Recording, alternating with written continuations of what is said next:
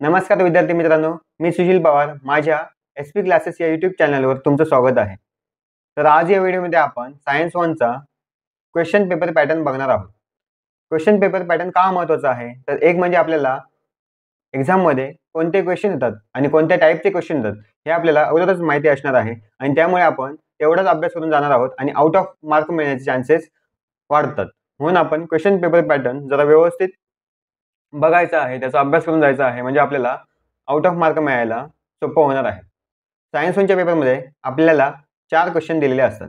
First question असतो तो 10 मार्क्सचा असतो, सेकंड क्वेश्चन 10 मार्क्सचा असतो, थर्ड क्वेश्चन आपल्याला 15 मार्क्सचा असतो आणि फोर्थ क्वेश्चन आपल्याला 5 मार्क्सचा असतो। असे टोटल मिळून आपल्याला 14 मार्क्स असतात। क्वेश्चन 1 बघा, क्वेश्चन 1 मध्ये दोन क्वेश्चन असतात, क्वेश्चन ए आणि क्वेश्चन बी।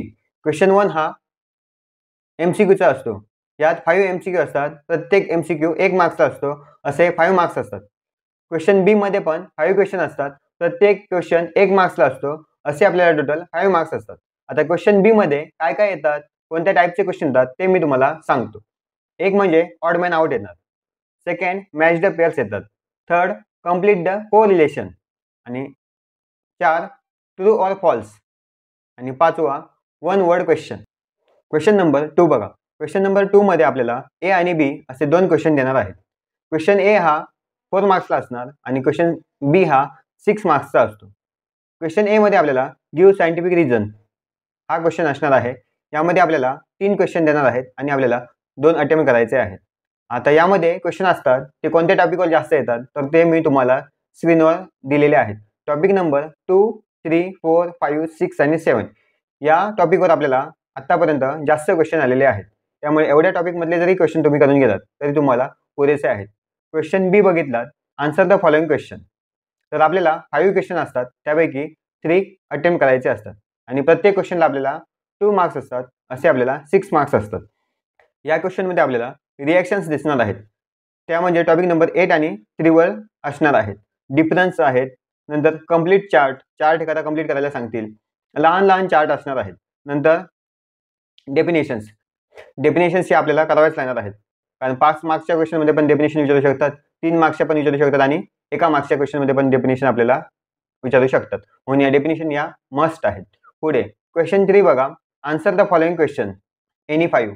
आपल्याला इथे 8 क्वेश्चन दिलेले असतात, त्यापैकी 5 अटेम्प्ट करायचे असतात आणि प्रत्येक जो क्वेश्चन असतो तो आपल्याला 3 मार्क्सचा असतो, असे टोटल मिळून आपल्याला 15 मार्क्स असतात। आता यामध्ये काय काय असणार तर एक काय असणार, न्यूमेरिकल्स असतात, एक डायग्राम दिलेली असते आणि त्यावर 3 क्वेश्चन विचारलेले असतात, प्रत्येक क्वेश्चन 1 मार्क्सचा असतो, असे आपल्याला 3 मार्क्स मिळतात। नंतर कंप्लीट चार्ट हा 6 ब्लँक्स असणार, यात ते आपण कंप्लीट करायचे आहेत। नंतर डेफिनेशन आणि प्रॉपर्टीज, मी तुम्हाला सांगितलेलं होतं की डेफिनेशन काय आहेत, मस्ट आहेत। डेफिनेशन आपल्याला आणि 2 प्रॉपर्टी आपल्याला प्रत्येकाच्या माहिती पाहिजेत। आणि आयडेंटिफाय म्हणजे एक तुम्हाला लिस्ट देणार आहेत आणि त्यामध्ये आपल्याला क्लासिफिकेशन करायचं आहे। चौथा क्वेश्चन हा आन्सर द फॉलोइंग क्वेश्चन असा असणार आहे, याला 5 मार्क्स असतात आणि यामध्ये 2 क्वेश्चन असतात। आता हे जे 2 क्वेश्चन असतात तो एक असतो केमिस्ट्रीचा आणि एक असतो फिजिक्सचा। स्क्रीनवर तुम्हाला मी फिजिक्सचे चॅप्टर कोणते आहेत आणि केमिस्ट्रीचे चॅप्टर कोणते आहेत हे दिलेले आहेत, तुम्ही ते नोट डाऊन करून घ्या आणि त्याप्रमाणे अभ्यास करा। जर तुम्ही फिजिक्सच्या चॅप्टरचे सगळे मोठे क्वेश्चन केलात तर तुम्हाला केमिस्ट्रीच्या चॅप्टरचे मोठे क्वेश्चन करायची गरज नाहीये। सायन्स 1 चा क्वेश्चन पेपर पॅटर्न हा असाच असणार आहे आणि या पॅटर्न प्रमाणे जरी तुम्ही अभ्यास करून गेलात तरी आपल्याला 35 to 40 पर्यंत मार्क्स मिळून जातील।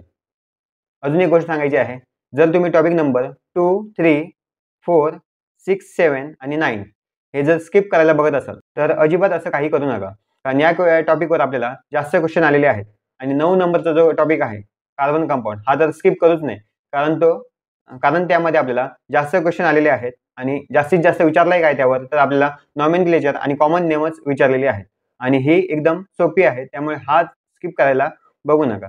धन्यवाद, अभ्यास करा आणि एक्झामसाठी ऑल दी बेस्ट।